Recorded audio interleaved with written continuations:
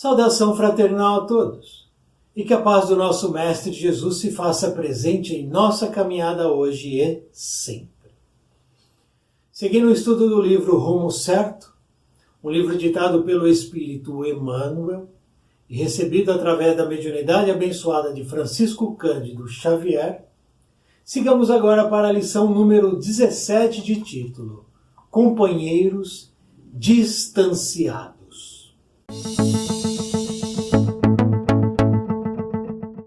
Quando esse ou aquele companheiro se nos distancia, deixando-nos a sós na seara do bem, habitualmente, a nossa reação inicial é de choque e desagrado.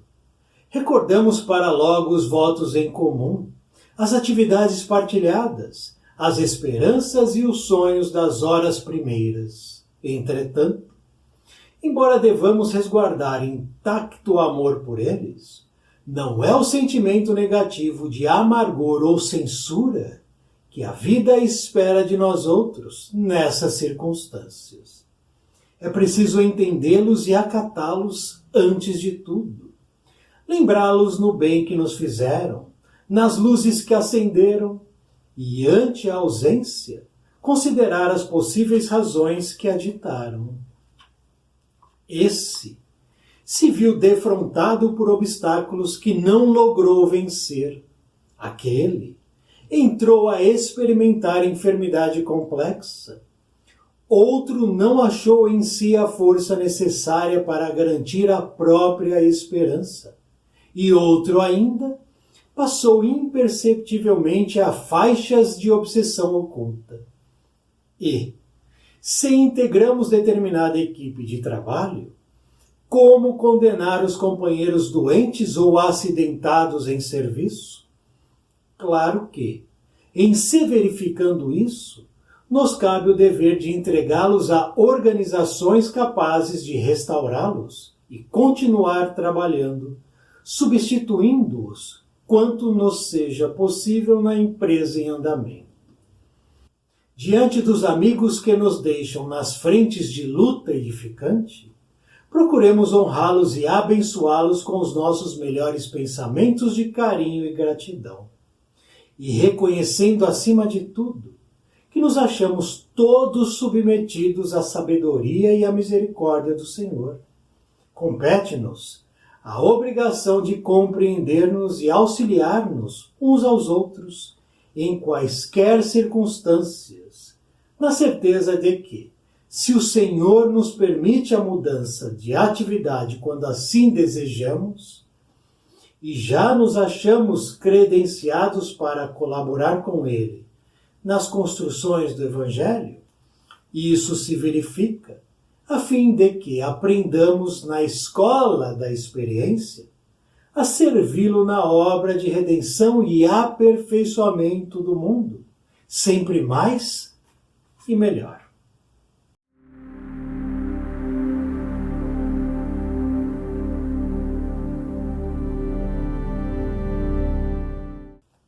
Iniciemos então nossas reflexões desta lição de título, Companheiros Distanciados, buscando responder intimamente a seguinte pergunta: quando esse ou aquele companheiro de caminhada, de trabalho, de luta, se nos distancia por escolha dele, qual a nossa reação? Qual sentimento é despertado dentro de nós quando esse tipo de evento acontece?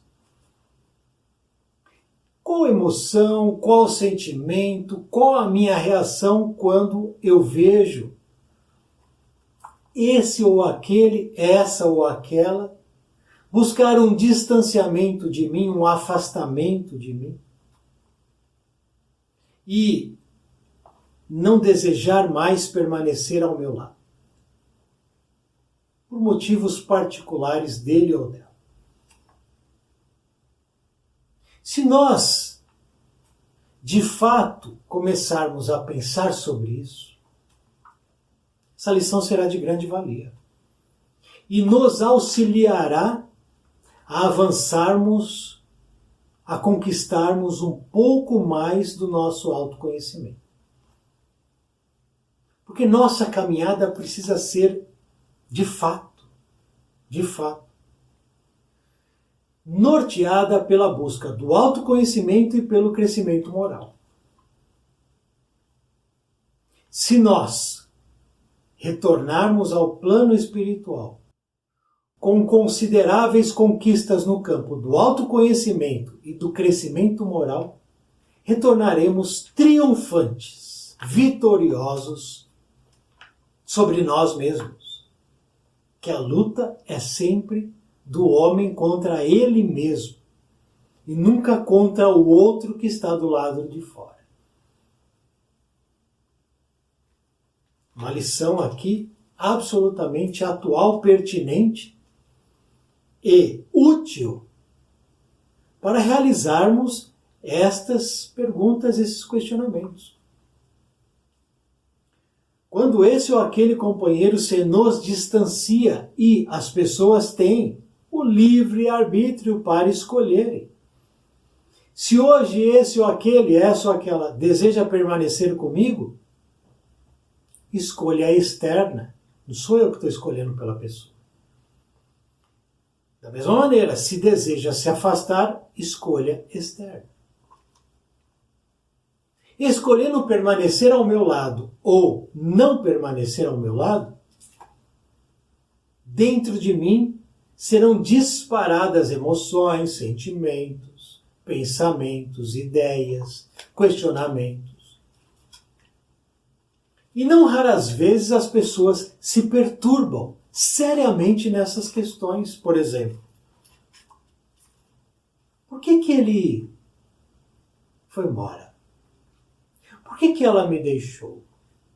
Por que ele abandonou o nosso sonho, a nossa intenção, como aqui nos apresenta Emmanuel?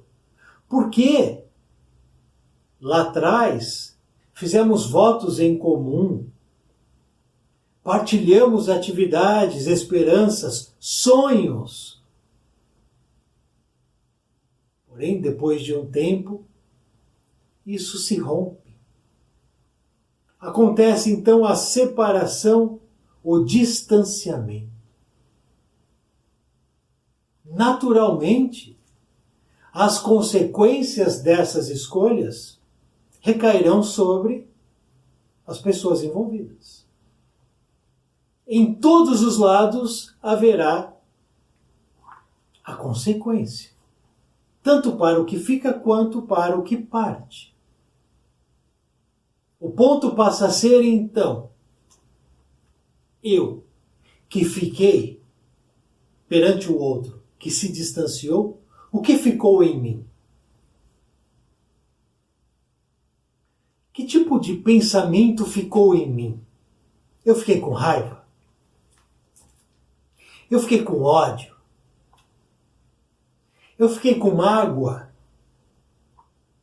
Eu me sinto culpado porque o outro foi embora, então eu, na minha cabeça, no meu entendimento, agi de maneira errada e naturalmente expulsei, empurrei o outro para esse distanciamento? Vejamos quantos questionamentos podem surgir quando nós não temos bem definido um pensamento, uma maneira de observar a vida e de agir na vida. Quando eu estou mais desequilibrado do que equilibrado, eu sempre irei tendenciar para um certo sentimento de culpa, um certo sentimento de mágoa, às vezes de desprezo. Isso tudo é material nocivo que eu vou arquivando em meu espírito. Lembremos que o corpo físico não arquiva sentimentos, mas ele vai sentir.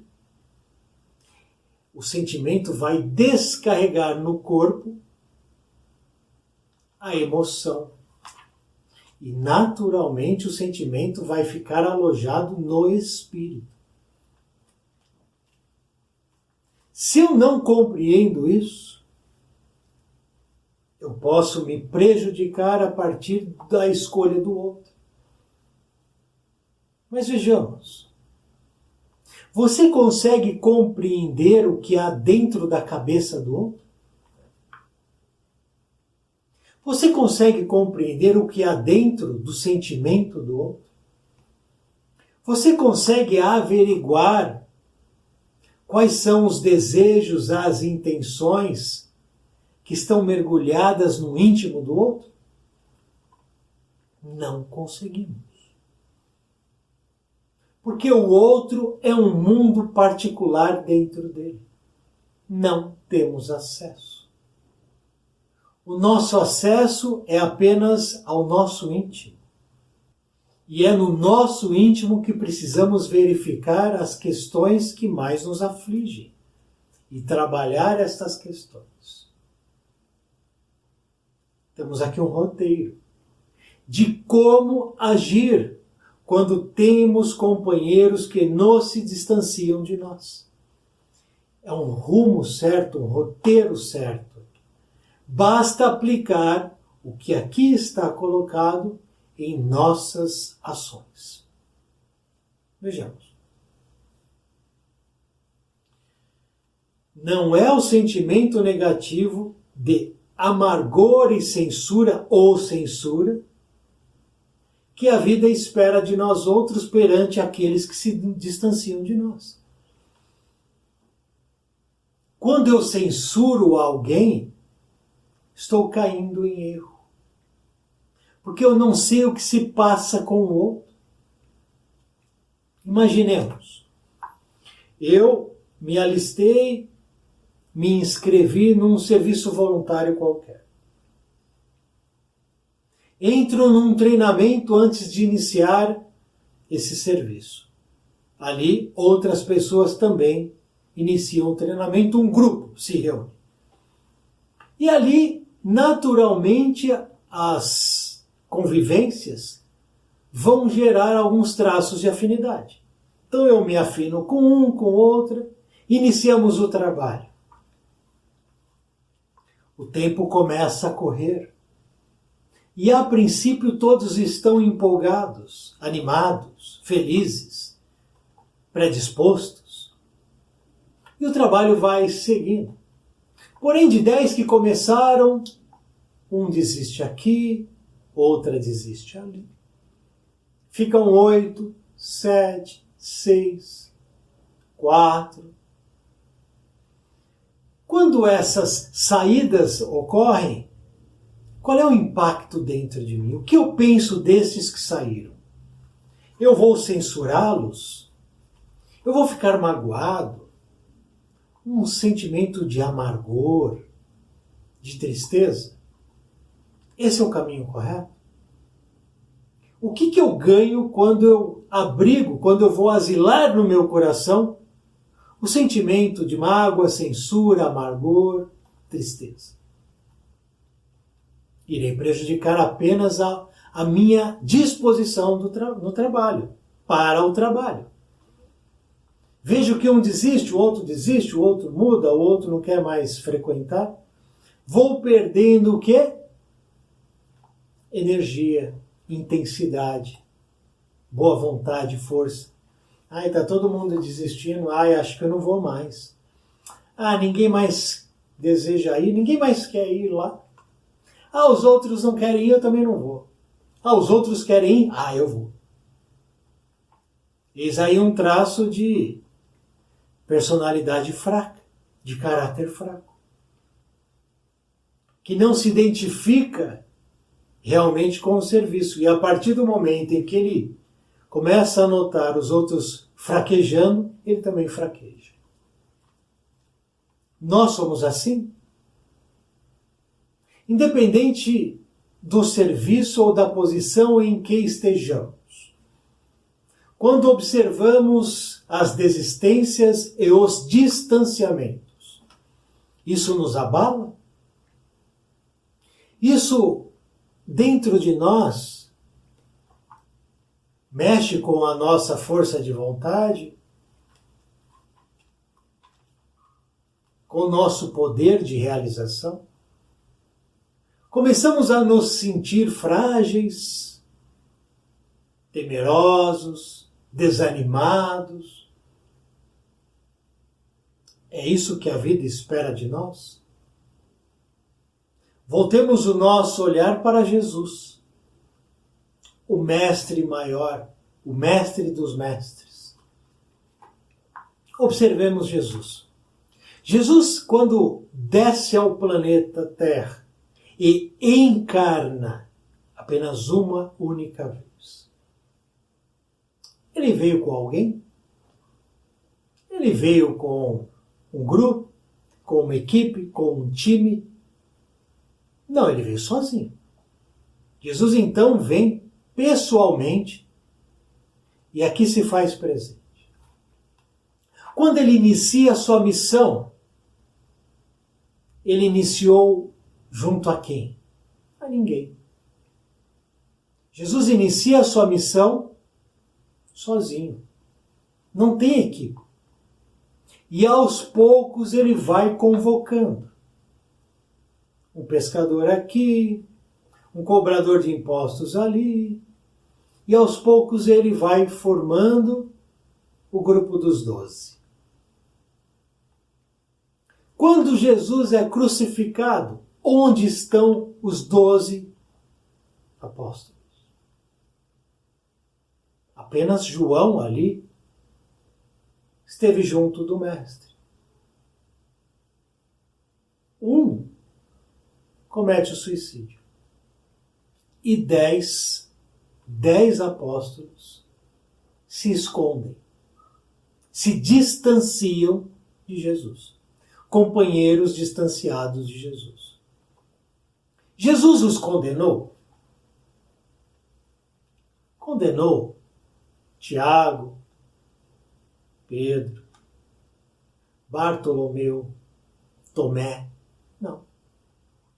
Jesus não condenou a ninguém. Porque cada um teve o seu motivo. E naturalmente frágeis somos todos nós, não só os apóstolos. E eles se distanciaram de Jesus. Com medo, com temor, com receio, assustados. Jesus, portanto, teve apenas a presença de algumas mulheres e de João. E assim é a vida. Em determinado momento, estaremos nos relacionando com pessoas que no amanhã se distanciarão de nós. O fluxo da vida, o movimento da vida é assim, no plano físico e no plano espiritual. Quando você reencarnou, você deixou inúmeros corações no plano espiritual. Você se distanciou deles. Você não lembra deles. Eles se lembram de você. Quando você retornar ao plano espiritual, você vai se distanciar dos que aqui vão ficar. A aproximação e o distanciamento fazem parte do movimento da vida. Como a onda se aproxima da praia e se distancia da areia. Em movimento repetido. É o vem e vai. Mas se toda vez que alguém se distancia de nós, nós guardarmos no coração a mágoa, o rancor e o ressentimento, isso apenas mostrará a nossa baixa qualidade espiritual. A necessária e urgente busca da reforma íntima. Porque apenas por um distanciamento ficamos melindrados, caprichosos e sentidos, quando é um movimento natural da vida. É preciso entendê-los, é a lição que precisamos aprender. É preciso entender o motivo pelo qual o distanciamento foi a escolha do outro. É preciso, acima do entendimento, acatar a escolha do outro, aceitar a escolha do outro, deixar o outro livre para escolher o que melhor lhe prover. Porque o outro tem o direito de escolher o que é melhor para ele. Eu também tenho esse direito. Acatar e entender, antes de tudo. Guardando na lembrança que algo de bom fizeram para nós. Algo de bom. Essa é a lembrança que tem que ficar. Lembrar luzes que eles, que já não estão mais presentes, acenderam em nossas vidas.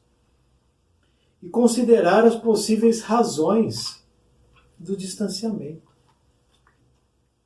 E Emmanuel, o Espírito, nos coloca algumas aqui para verificarmos.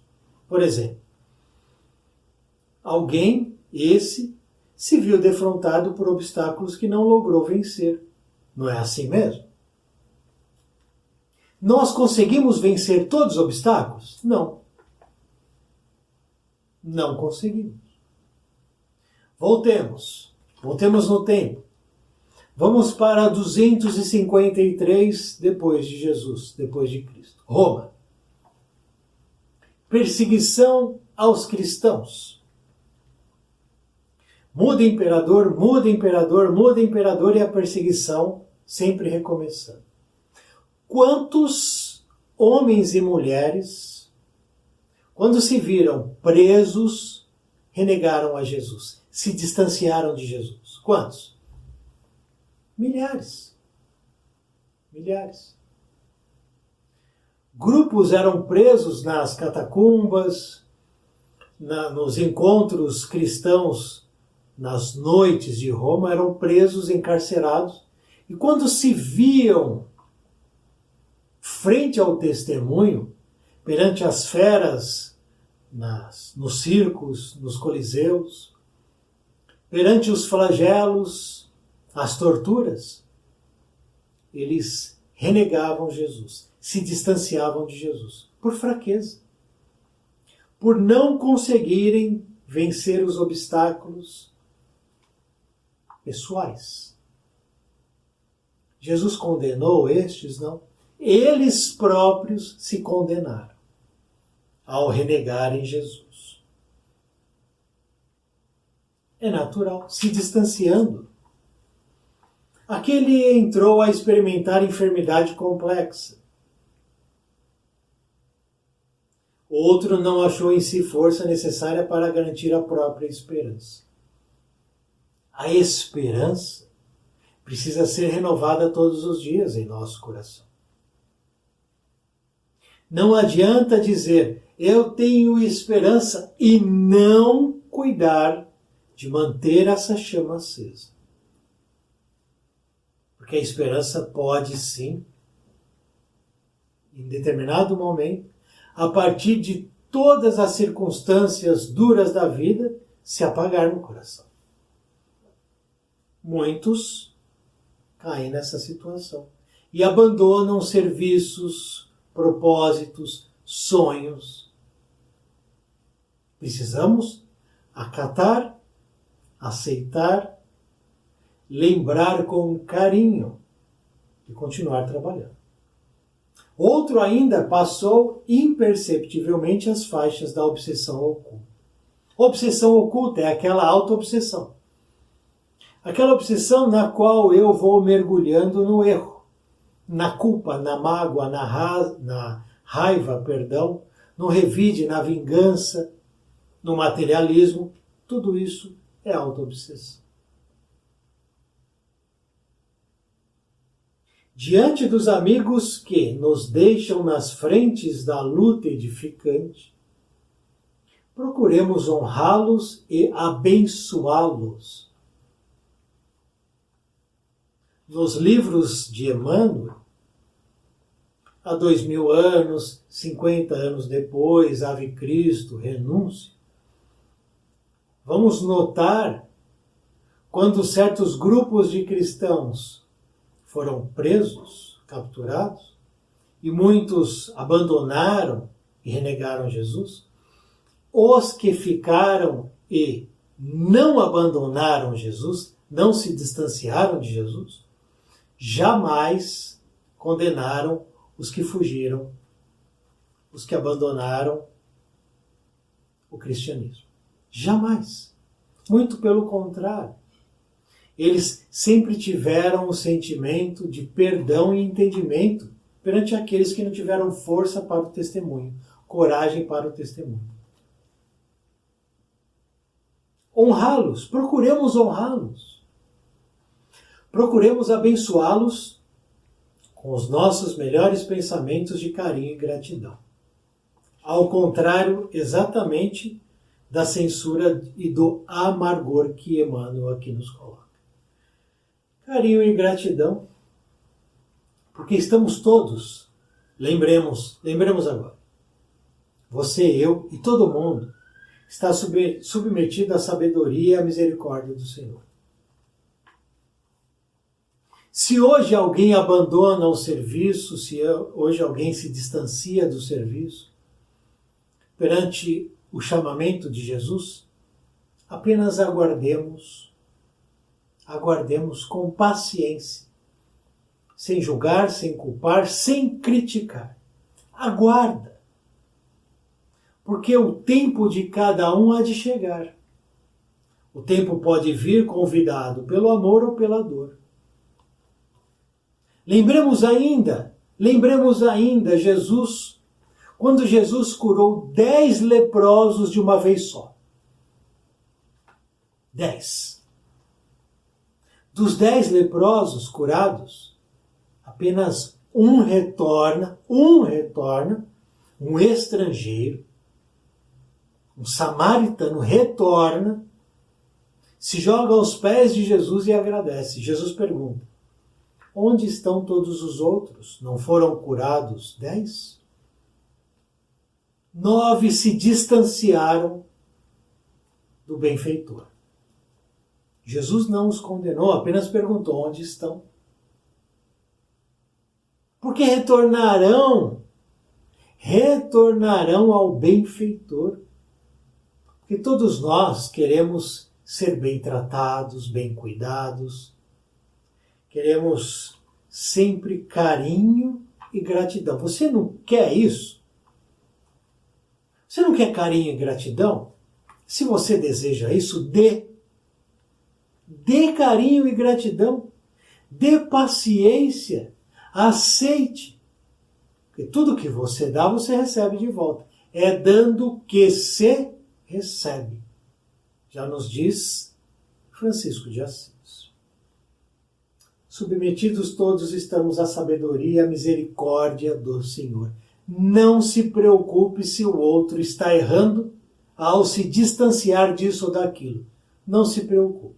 Se ele é avisado está, deixe acontecer. Deixe acontecer. Compete-nos a obrigação de compreender-nos como humanidade. Você precisa me compreender. Eu preciso te compreender. Você precisa me auxiliar. E eu preciso te auxiliar. Esse é o trabalho que Jesus nos solicita. Carinho, gratidão, auxílio, compreensão. É simples. Coloque em prática isso na sua vida. Coloque em prática isso, que o rumo da sua vida será o rumo certo.